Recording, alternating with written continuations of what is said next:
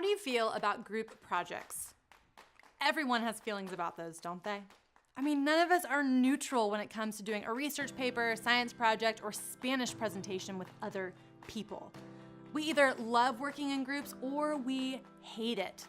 Either way, we know that who is in our group is a big deal. When I was in 11th grade, this became super clear to me.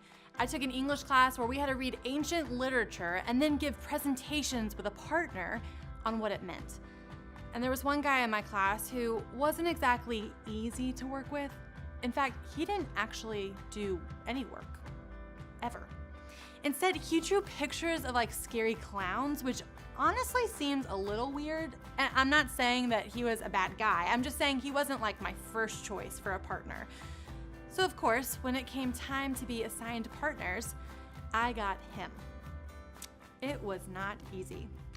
I was no English class genius, but at the same time, I didn't want to fail, so I did all of the work. I made the poster, wrote the note cards, and gave our presentation. He did 0 things, except, draw clowns. Thanks for the help, clown guy. But amazingly, the project went really well.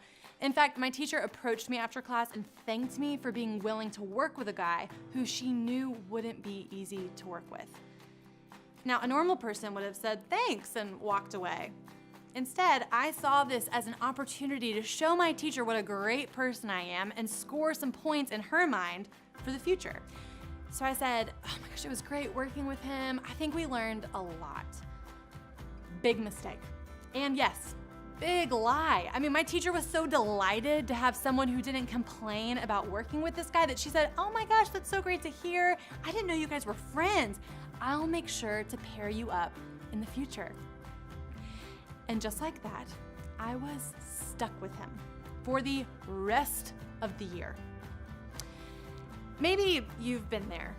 You got stuck in a situation or on a team, in a class, or in a club with a person that you wish you could get away from. And if you haven't been there, you will one day. And this series is all about getting unstuck. Whether it's from a person, situation, behavior, or feeling, we all want a way out from the things that make us feel trapped. And today is all about people and relationships. There are, of course, people you're stuck with in life that you really can't do anything about. I mean, for the most part, we're talking about family. But you can also add people like your soccer coach, physics teacher, boss, and people who may be assigned to the seat next to you. I mean, you generally have 0.0% control over who those people are. But there's also another group of people, not the people you have to be around, but the people you choose to be around. The people you hang out with after school. The people you text when you get concert tickets. The people you date, even though you don't use the word dating. The people who follow your fake Instagram account and get all of your jokes. I mean, having these people in your life is awesome. Until it's not awesome. Because with some of these people, there are times when things get complicated.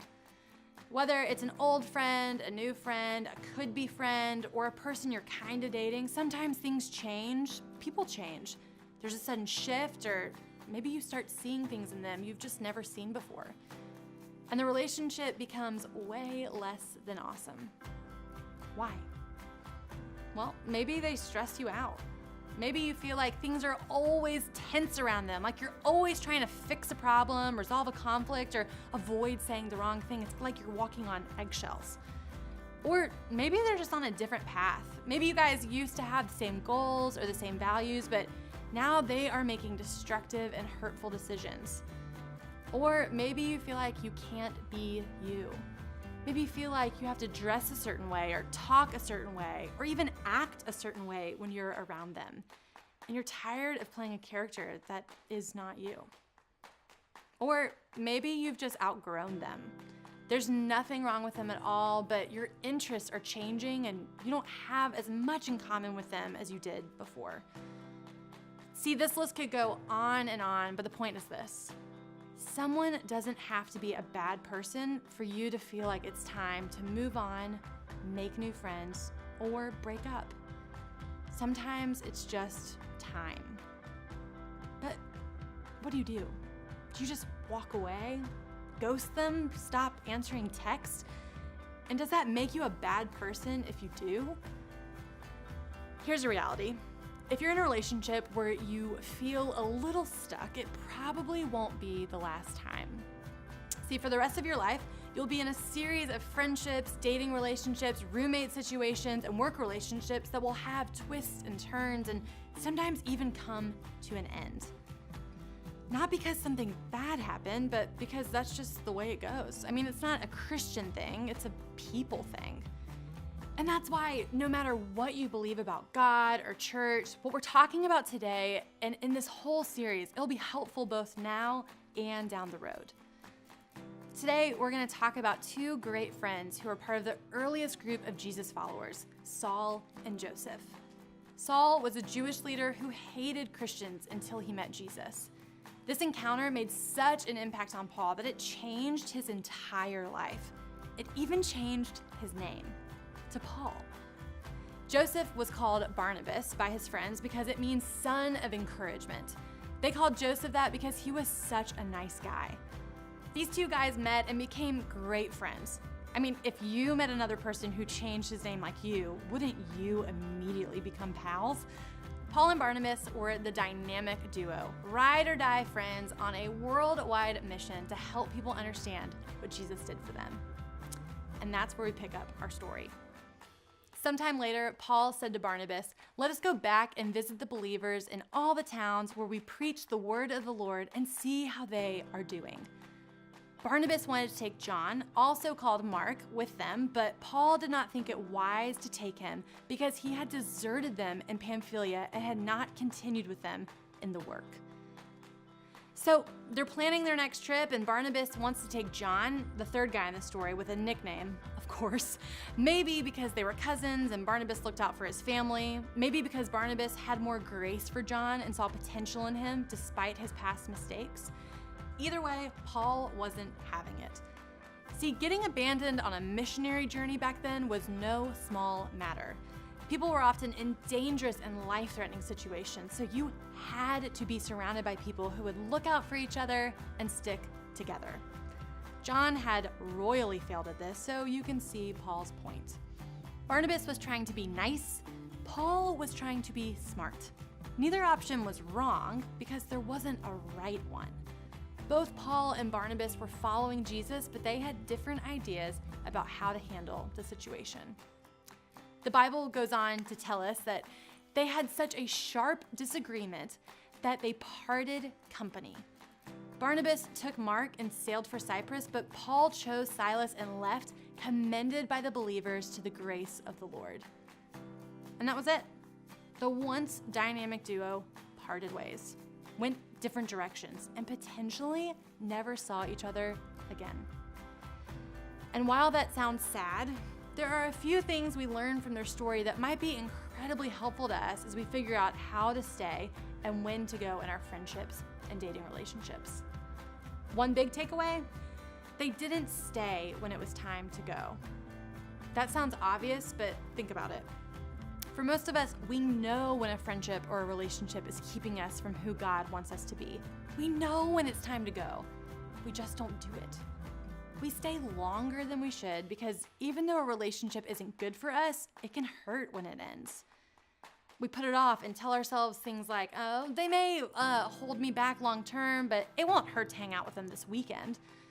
But for Paul and Barnabas, the mission was too important.